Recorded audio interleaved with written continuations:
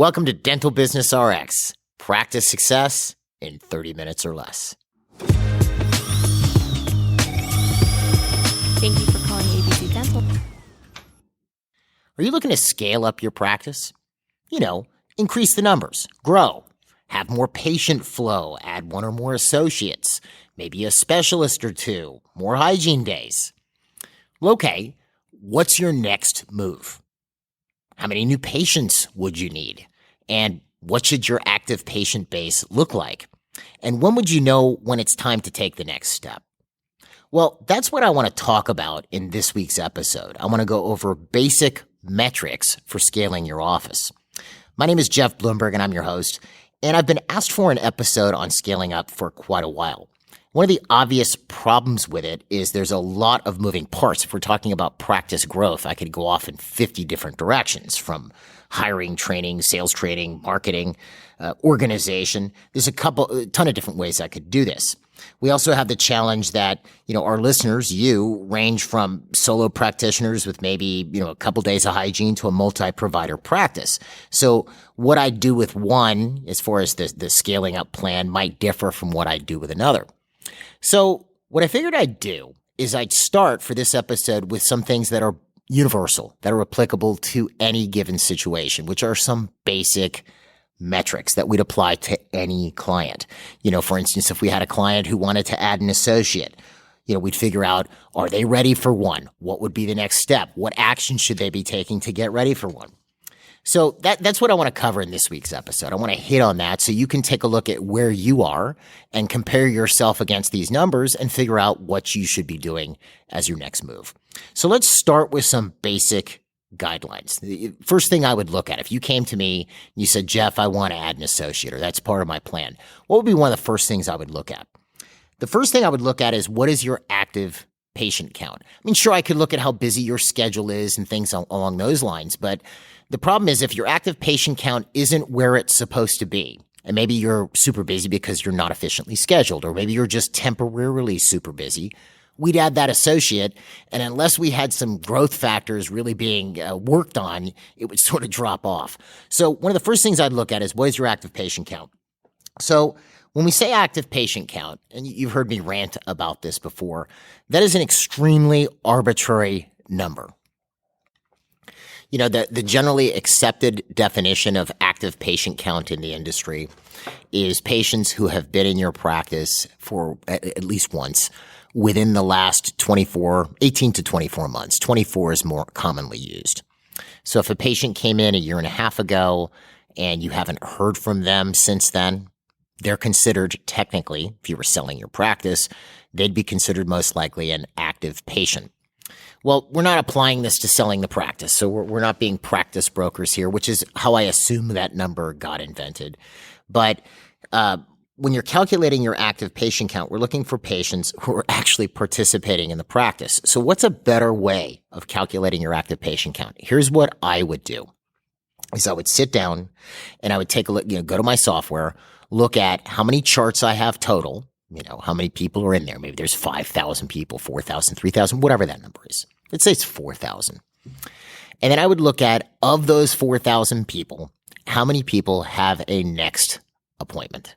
How many have a next visit scheduled? That's your actual active patients, because they are somewhat engaged. Now, are they going to keep that appointment? We hope. For the most part, we hope they will.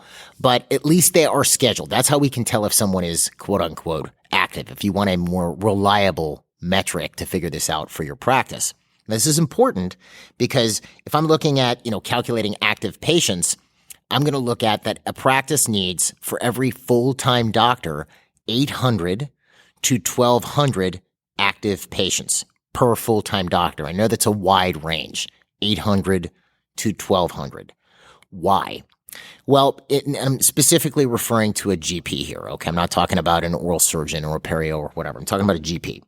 So a GP, to have a stable, successful practice, should have one doctor day for every hygiene day in the practice. So let's say you're a solo practitioner, you're practicing 4 days a week.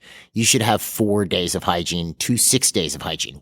So it's one doctor day to one hygiene day, or 1 doctor day to 1.5 hygiene days. You don't want to go above that because you could start to get yourself into trouble. If you've got 2 hygienists, 3 hygienists running at the same time with you as the sole doctor, you're going to run into a problem where you're not going to actually have time to properly diagnose and sell the treatment that you're finding that you diagnose, right? Plus, it just becomes counterproductive for you as the doctor if you've got, 3 full-time hygienists, and let's say that particular hour, all 3 of those patients need an exam.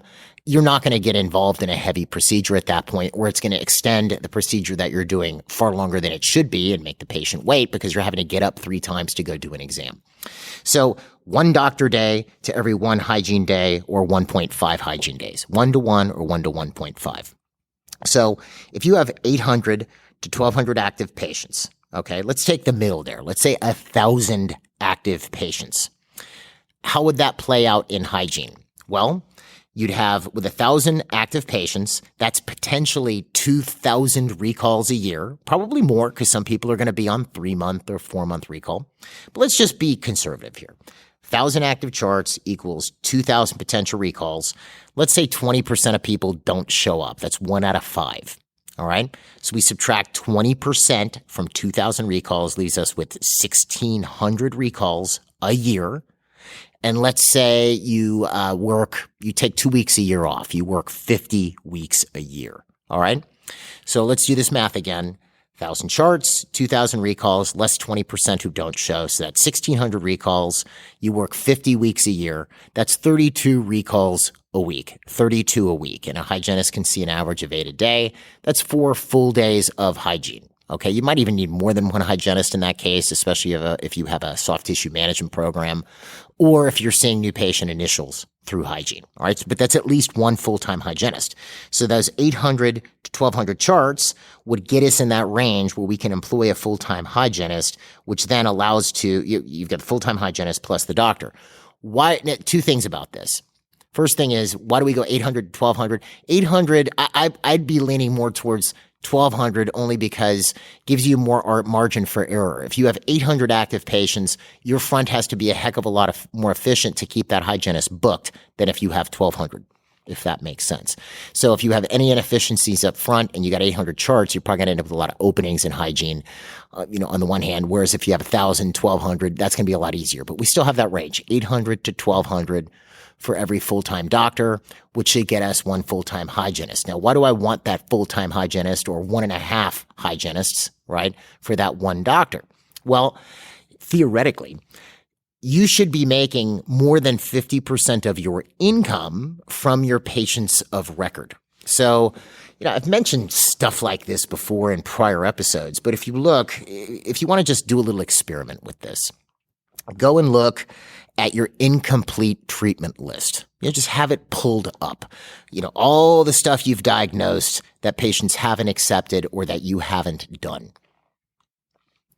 Now, depending on how long you've been at this, you probably have several $100,000 of incomplete treatment. That's not abnormal, okay? So if you have that many charts, all right, and you're a full-time doc, you got that many active charts, and you have that full-time hygienist, you should have no difficulty if you have the ability to sell and you have that sales process that we've talked about in prior episodes to get those patients to convert at some point to moving ahead with that treatment and making more than 50% of your revenue off your existing patient base. This is where you see a lot of offices will sort of switch over to, and I'll get into this in a minute when we talk about the patients you're not seeing. But they'll see that same group of patients over and over and over again because these patients are easy. They come in. So then you look at your hygiene schedule that day and you go, wow, everybody on it didn't need any work. Well, yeah, the work is in the people who aren't coming in, which is I'll get to in a second. But minimally, we need that 800 to 1,200 active patients for every full-time provider, meaning doctor. Okay? All right. So let's say you're in that situation and you want to add an associate. All right. And this is something, by the way, you could take this 800 to 1,200 metric. Let's say you already have an associate. Well, you could apply this to that as well. Okay. Or you already have 2 associates. You want to add another. You could still apply this. Just double, triple, or quadruple these numbers. All right. That's why this could be used by anybody. But let's say you're just a solo practitioner. You got 4 days of hygiene. It's you and a hygienist, and you go, I want to add an associate doctor. Okay. So let's do a little experiment with this. And this is based off the type of numbers that we see on a regular basis. What's one of the first things we would do with you? We would look at not just how many people have a next appointment. That would be our first, point we're going to go to, because then how many active patients do you have? We're going to then look at how many charts you had. And in other words, patients who have been in your practice, and we'll take an arbitrary number within the last 5 years. All right. So let's say you have 4,000 charts. That is not abnormal in the last 5 years. That's 800 patients a year. Okay. That have been through your practice, that have gone somewhere, right? And 1,000 have a next appointment. So follow my numbers. I hate doing numbers on the podcast, but follow me with this. So we look at you, you go, okay, I got 1,000 active. I have 4,000 total. So what that means is 3,000 are not active. All right. So the first thing we would look at is go, well, okay. And we'll get to new patients in a minute. So you got these 1,000 active, and it's keeping that hygienist booked, and you're talking about wanting to add an associate doctor. Well, the first thing we're going to have to do, because you only have 4 days of hygiene, is we're going to have to boost your hygiene numbers, because you don't have the hygiene to support additional associates. Now, I've seen people do this the other way. I've seen offices with 1 hygienist and 3 doctors. Well, because they're living off new patients. They just have an unusually effective marketing, efforts, and those efforts result in 100, 150 new patients a month. But that, in my opinion, is a harder way to build a dental practice, right? And for that matter, and I hate to go off on this, but it's worthwhile. This is one of those things. I've mentioned the 2 biggest problems in the dental industry, or the dental business model is it's not set up. Sales is a real weak point. Number 1, case acceptance. Number 2 is patient retention. If you look at the way this is handled, the way patient retention or customer, let's call it what it is. We're looking at this from a business perspective. Customer retention, the way customer retention is handled in dentistry versus the way it's handled in general business is the exact opposite. It's the exact opposite. In dentistry, the usual model is this. I come into your practice, you spend however much money you spent to get me in as a new patient, which if it was a postcard was $350. If it was Google PPC, let's say you're average with your Google PPC, you got me in for $422. Okay. That was your acquisition cost to get me. So let's say you sell me the treatment that I need. I accept it and I do it. Well, then I'm done. You're now booking me for my next hygiene appointment, which is 6 months from now. Let's say you did the hygiene appointment as part of this whole, initial new patient onboarding. So I'm supposed to come in 6 months from my recall, and you did the treatment that you were supposed to do. Well, I missed that appointment. I got my postcard, I got my text, whatever you send out, emails, whatnot. But for whatever reason, something came up and I couldn't keep that appointment. And now let's say you're really booked in hygiene, so you don't have an immediate appointment available, or it's not available for 3 months, and I'm really busy. Let me call you back, blah, blah, blah. Okay. Well, if you're the average office, very little outreach occurs to get me back. Very little outreach occurs. It's usually when things aren't busy, because that's when people have time to get on the phone. And when it's busy, they don't have time to get on the phone, right? So a year goes by, another 6 months goes by. So 2 years, maybe your office has called me 3 times. Okay. So in 2 years, I'm no longer considered an active patient by your, if you were selling your practice by the normal industry standard of how we calculate active patients. So after 2 years, you decide you're going to do some chart audits because you heard about that. And because I haven't been into your office for 2 years, my chart is purged. I love that word, right? Purged. Maybe not the best word to use. My chart's purged and I'm made inactive. In the old days, if I was a paper chart, I'd be put in the doctor's basement at home because, you don't have room to keep them in the office, right? So look at what just happened there. You spent all this money to get me. You put a lot of attention on me when I came in, and then the follow-up to retain me was terrible. That is the 180-degree difference between 180-degree shift between how general business handles customers. I've gotten, I brought my grandson to Build-A-Bear. I get emails from Build-A-Bear all the time, right? I'm not going back right away, but it's like they're trying to keep me active as a customer. Active customer count or just customer count in general is a big deal in business. That's just something that people do. That's just a number that is considered a very valuable number. Because here's what I know. If I had somebody buy something from me or at least exposed to my company at some point, and assuming that exposure was positive, I'm going to have a much easier time getting them back than I'm going to have getting a new customer. Now, that doesn't mean I don't go after new customers. Absolutely not. I'm still going to do that. But if I send out a letter to somebody who's seen me before and had a positive experience versus somebody who has no idea who I am, I have a much better chance of getting a response from the person I've seen before, just because they know me.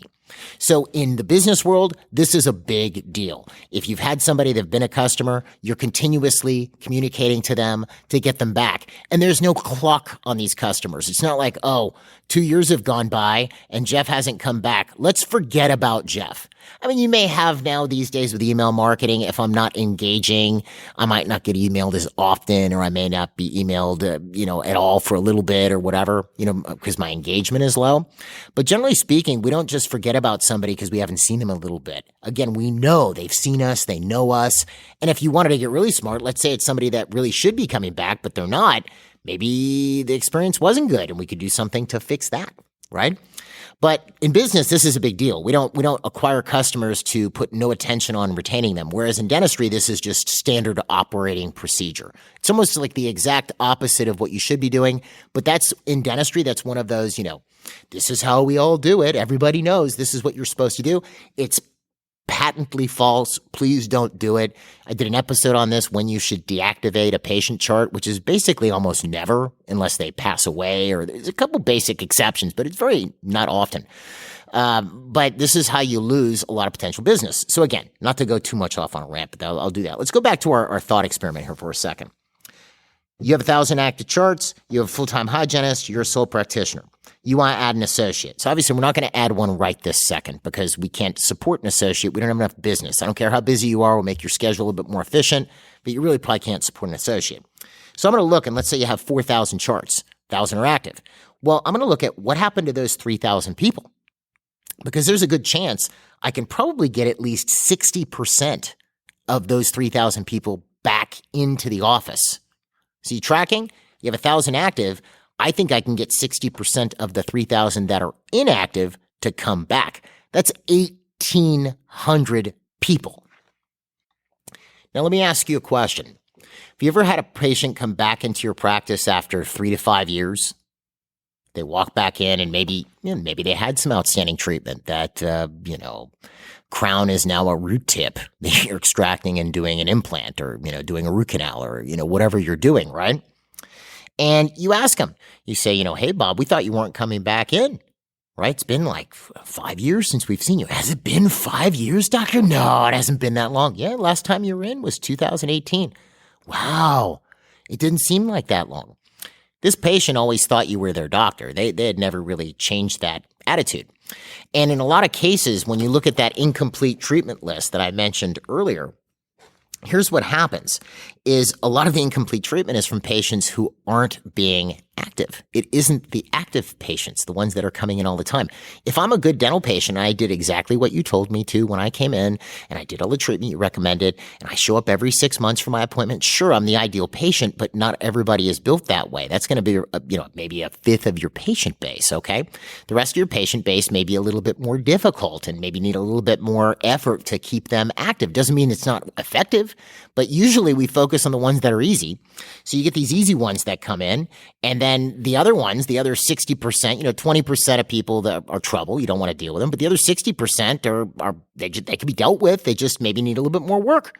So we just forget about those people. And those are the ones with all the outstanding treatment. And those are the ones that go inactive. And those are the ones we spend no effort getting back in. Okay. But now I want to just point something out to you, right? So if you get somebody back in that hasn't been in 3 to 5 years and they need all kinds of treatment, that's usually not that hard to sell, is it? Because they already know you. So it's almost like getting a new patient, isn't it? So if you're spending, let's say, $350 a new patient, let's go back to our little thought experiment here, which is we have 1,000 active patients. We have 4,000 total charts. We have 3,000 patients who are inactive. We think we can recover 60% of those, which is 1,800 patients. How much money would you have to spend to get 1,800 new patients? Not everybody's going to be like a new patient, but they kind of are if they haven't been in for a bit. If you were doing postcard marketing, you'd have to spend $630,000 to get 1,800 new patients. So these are people who've already been in your practice. You're not going to have to spend near that amount of money to get them back, and it's almost like getting a new patient. In some cases, if they haven't been there a while, you're redoing an initial exam again. It's just not a new patient initial this time. So that's the first thing. Then if we play these numbers forward, if we have 1,800 people out of these 3,000 we figure we can get back, how is that going to play out in hygiene? Well, 1,800 people would be 3,600 recall appointments a year. At minimum, probably more, because some are going to be 3 MRs and 4 MRs. So 1,800 times 2, that's just for 6 months, is 3,600 visits a year in hygiene. If we work 50 weeks a year, because we take 2 weeks off, that's 72 hygiene patients a week. 9 days. If we see 8 hygiene patients a day, that's 9 days of hygiene. That's more than 2 additional full-time hygienists out of these 3,000 patients that are not coming back. As a matter of fact, if you factor in new patient initials, if you see new patient initials through hygiene, if you have a strong soft tissue management program, that's probably 3 full-time hygienists, plus the one you already have. So if we go back to our basic ratio of 1-to-1 or 1-to-1.5, if we have 4 hygienists, we probably need 3 doctors. You see? So now you could, if you were to build your hygiene up, you could justify not 1 associate, you could justify 2. But it gives you the immediate steps you would need to take in order to get to the point where you could at least add your first associate. So what would we do? Again, 4,000 charts, 1,000 active, 3,000 not. We'd be doing a lot of things with you. If you were a client, obviously we'd be working on your sales skills and all that type of stuff, and I'll get to new patients in a second. But one of the first things I would have you do is start reactivating patients. As a matter of fact, we've offered this up before, but I'll put it on the episode webpage. If you want a copy of the MGE reactivation program, it's sort of a step-by-step series of things you do to reactivate your patient base. It also has letters you can send to your patients. They could be emails or snail mail, however you want to send it out. And you can add that effort to whatever if you have any type of patient management software or contact management software, that could be done with that as well. Do them together. But you can download it, just go to the episode webpage. But we'd have you start in earnest a reactivation program. And again, if you had 3,000 inactive charts, let's again look at this realistically, because you can go, wow, I've got all these patients I'm not seeing, right? Okay, people at the front, why don't you call these inactive patients? Well, here's the deal. In most cases, your front desk people would love to call these inactive patients. They just don't have time to call these inactive patients, especially not 3,000 of them. So if you took a look at what would be the actual effort, and a letter or an email isn't going to magically handle everything. And again, if you want proof of that, how many emails or letters do you get marketing something all the time? You probably don't even see them anymore if you have Gmail. They're in your promotions tab, okay? People get barraged, especially in the U.S. We are barraged with marketing. We are marketed like crazy. It's kind of a funny, as far as United States thinking, my wife, Sabri, is actually originally from the Netherlands, okay? So she's Dutch. And, in Amsterdam, you have a lot of canals. You'll be on a canal boat or whatever. The first thought I had as an American going to Amsterdam when I'm on a canal boat is I'm looking at all the wall space they have on the canals. I'm like, oh, man, we could have billboards on all these things. Why don't they do that? And it's part of the American way of thinking, I guess. We like to sell stuff, okay? So anyway, sorry to sidetrack there. But if we look at the amount of effort required to get 3,000 people back, it's not just going to be sending them some emails or texting them. Sure, we'll get some. You've probably heard the term low-hanging fruit. So if I'm a patient who was in 8 months ago and I'm pretty good about stuff, but for some reason missed a recall, a text might be enough to get me back. And there's a lot of patient management software now that I really like where they allow them the patient to just make an appointment in your practice, or at least you have to accept it, of course. But I think that stuff's kind of cool, right? I like those kind of things. But you're not going to get everybody back. You might get, 15, 20% of the people you email or text, but then what about the other 80%? We're going after 3,000 people. Our target is to recover 1,800 of them. We might get a few hundred back with our text and email campaign. The rest is going to have to be done the old-fashioned way, which is the phone. So we need someone to call. I don't know. We're going to try and call all 3,000 people. So, to make that many phone calls, how many phone calls have you dedicated somebody? This is where you have to think the effort through on this. And if you have trouble with this, if you're the doctor, sit down with your office manager and say, look, for real, not if you were to do it, because the office manager would be great at this, but the office manager has other things to do, right? Think if you hired somebody new and you sat them down and they had to do reactivation, how many calls could they effectively make a day? Because we're hoping they get a hold of people. We're not just looking at how many times they can dial the phone, okay? But let's say they make 50 to 100 phone calls a day. Let's be optimistic here, right? All right, let's say it's 100 calls a day, and we're going to call 3,000 people, but maybe 500 of them or 300 of them get scheduled by our text and email campaign, which is cool. Well, then we're going to call 2,500 to 2,700 people at 100 calls a day. Well, there's 17 to 18 working days in the average dental practice in a month. We're not going to even get through everybody in the first month. And how often do we want to call them? Obviously, there's sort of you want to become a pest, but I would probably want to call them no less frequently than once a month. Might want to call them more frequently than that. So this might be a full-time personnel. Do you see? So that might be, again, you've come to me, you want an associate, you're a sole practitioner, you have 1,000 active patients and one full-time hygienist, you have 3,000 inactive charts. I might say, okay, in addition to your email efforts and everything else, we're going to hire somebody to do reactivation. That's what we're going to do. And so again, if we go back to those original numbers, how much would we spend if this was for new patients, right? To get 1,800 new patients would cost us $630,000. So how much would we spend on this reactivation person? I mean, again, payroll is going to vary by the area in which you practice, but I mean, heck, if you spent $35,000, $40,000 a year even on this reactivation person, number one, you'd get somebody pretty good. You could even give them an incentive or a bonus based on the number of people that show up.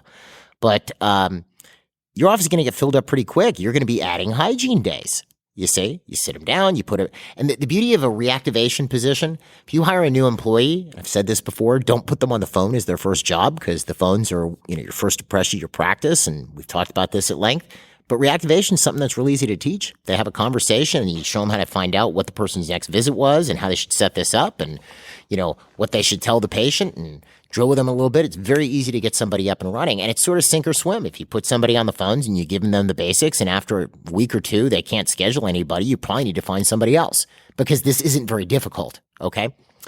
So this would be most likely, if this was you, that's what I would do. But you could double, triple these numbers. Let's say it's you and an associate, and you've got 8,000 charts and 2,000 that are active. Well, I'd probably do the same thing, but in that case, I might be hiring 2 reactivation people.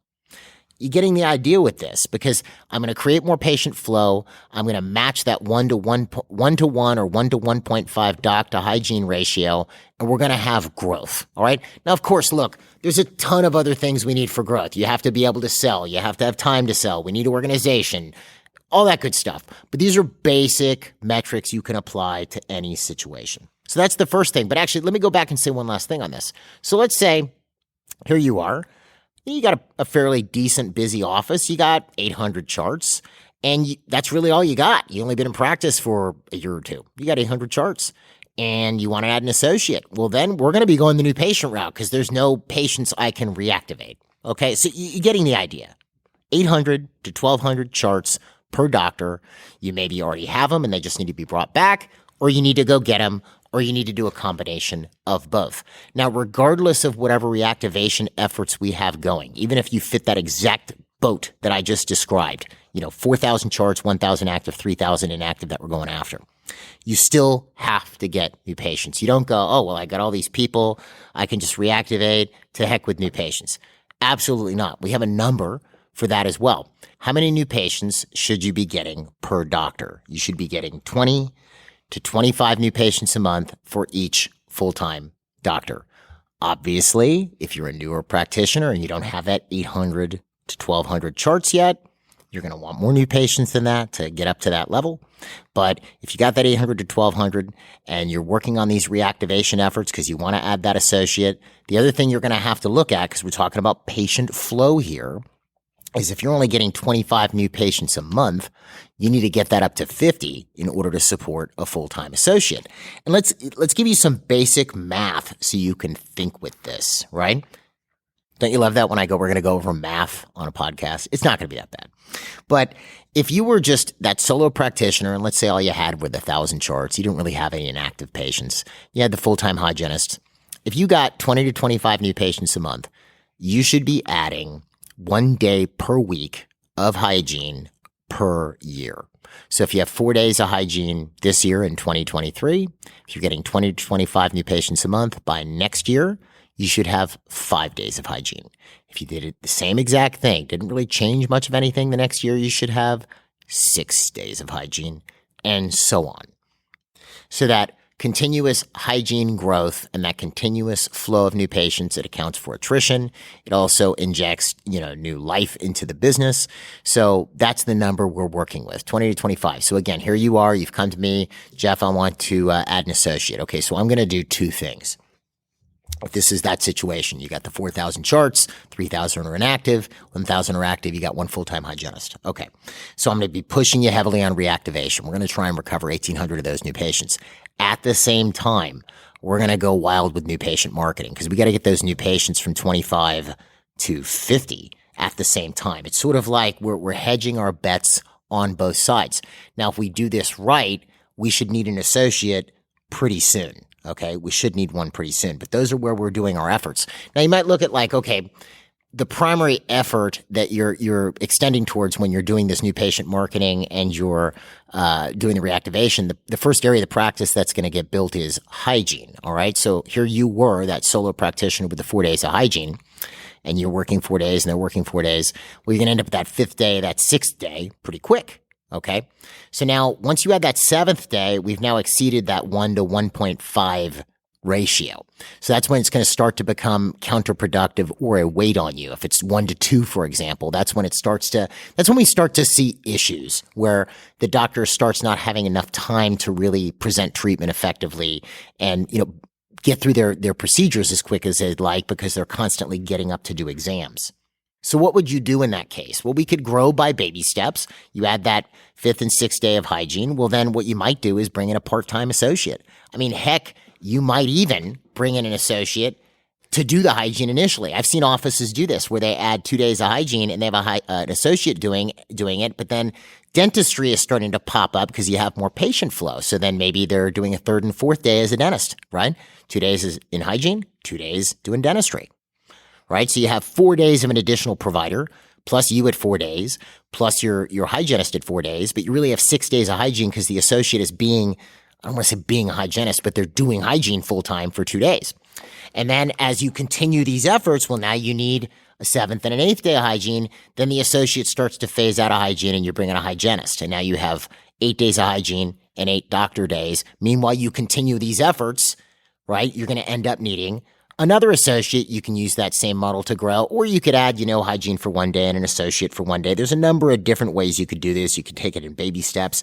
It really all depends on how many patients you have to reactivate, how effective your reactivation efforts are, and more. It has to do with your sales efforts as well, how good you are at selling, because that's going to determine how much treatment actually ends up on the schedule, to be, completely frank. Also, it's organization. This is why you need a good office manager. You need a good organizational structure. And that's where, especially when you start to get into that mode, organization becomes much more important. And this is something, it's a bit of an arbitrary, meaning it's not really based on a particular situation, but this is something I've seen. I've had people come talk to me and they're doing 25, 30,000 a month. And they go, Jeff, my problem is I'm disorganized. I'm not discounting that maybe they are disorganized. They could be. But if you come to me with a dental business only doing 300,000 a year, the first thing I'm going to do is most likely not organizationally related. It's probably going to be more sales and marketing, you see, to get the numbers up and get the volume up, because then you actually have something to organize, right? So if you've got 2 providers or 4 providers, really, 2 full-time hygienists, 2 full-time doctors, and you're adding more hygiene, that's a lot to organize. You got to keep those schedules full. You don't want them to go haywire. You need more personnel to keep those schedules full, and you're going to have personnel issues and onboarding and training and all that. That's where you need a good manager. So that's sort of how it goes as you start to scale. The only curveball in all this, right, was something that really is situationally dependent, is PPOs. So if you have a lot of PPO patients, let's take that same example I've been using throughout this episode, where you have 4,000 total charts and 1,000 patients that are active. But let's say 90%, 3,600 of your patients, active and inactive total, are in PPOs. Those PPOs reimburse horribly. Okay, well, that throws everything out. That throws everything out. It's almost like you're making a soup, and instead of adding a tablespoon of salt, you've added, 5 cups. It just, you're not going to have soup at the end. It's not going to work, right? So that throws the numbers off. That throws, as you start to hire employees, if you're doing stuff for, $300 crowns or $400 crowns, it starts to become problematic. So one thing you might do as you're going through this is, if you start dropping PPOs, which you'll feel a lot more comfortable doing if you're going crazy with reactivation. Because remember, if you drop a PPO, the only one exception being Delta maybe. Actually, can I say the name Delta? Let's say it rhymes with Delta. How's that? Yeah, whatever. If you drop PPOs, the average patient loss when you drop a PPO is 30%. So if you have 1,000 patients in a PPO, you drop it, you're going to lose 300 of those patients. All right. In a lot of cases, I've seen people lose a lot less. I had a client talk to me recently that only lost 10%, right? It depends on how good you do it. But in the long run, from a fee structure perspective, it all works out. I've explained this before. You're not writing off 50 to 60%. So you're working less with less material costs, and you're actually making more money. But if you're looking at adding associates and hygienists or whatever, you might want to incorporate this dropping PPO concept, which I talked about a few episodes ago, if you want to get a general sequence on how to do it. But you might add that concept in, because then instead of bringing all those patients back, you may be losing some of them as well, in which case maybe the growth isn't as quick. It's just a heck of a lot more profitable. And because you have all this incoming patient flow, right, it creates a situation where you can sort of withstand the patient loss, if that makes sense. Okay. So anyway, that would be the only thing that would kind of throw this off. It's something that I would recommend that you look at. If it is something that's very heavily in your practice, if you have a lot of PPO participation, you might want to look at the ones that you need to drop, because it'll be more effective for you in the long run. And I've been asked, because the economic news has been weird lately, right? I've been asked, is this still a good time to drop them? Yeah, I would. Regardless, I would still drop them. Just, you need to do it effectively, and you want to do it in a way that's comfortable for you. You want to be able to sleep at night. There's different ways of doing that. As a matter of fact, if you want help out of PPOs, we do a whole fees and plans analysis, we call it, where you meet with one of our practice management specialists, and they'll walk you through how it would work and what you should do. I'll put a link to it on the episode webpage. Definitely recommend you get it, because if you have a lot of PPOs, let's say 80-90% of your practice is PPO, and the eventual plan is to get out, that's probably not going to happen in 3 months. That might take you 2 years. So, clock's ticking. So if you start now, you're at least on the route to getting out by 2025, you see? So I wouldn't wait on that one. You just click it. It's on the episode webpage. I'll leave it for you. All right. So that's the basic concepts that I would look at, the basic metrics: active patient count, how many active patients you want per full-time doctor provider, how many new patients we want per full-time doctor provider. That's the doctor to hygiene ratio that you want to maintain as you grow. You don't want less, and you ideally you don't want less than 1-to-1, and you don't want more than 1 to 1.5. That's a healthy way to grow. I hope this all helps. Try it out. Start working on it. If you have questions as you start to go through this, you can always contact us. You can go to the Dental Business RX site. You can contact me directly by typing in a question, or you can email me directly at jeffb@mgeonline.com. I put those links to the reactivation program that you can click and check out if you want. I'd also recommend, if part of the plan is getting more new patients, to check out the MGE New Patient Workshop. Put a link to that, and that fees and plans analysis if you have a lot of PPO participation. Definitely check that out. And if you want to contact us just in general, you can find us online at mgeonline.com or call us at 800-640-1140. Folks, have an awesome week. We'll talk to you at the next episode.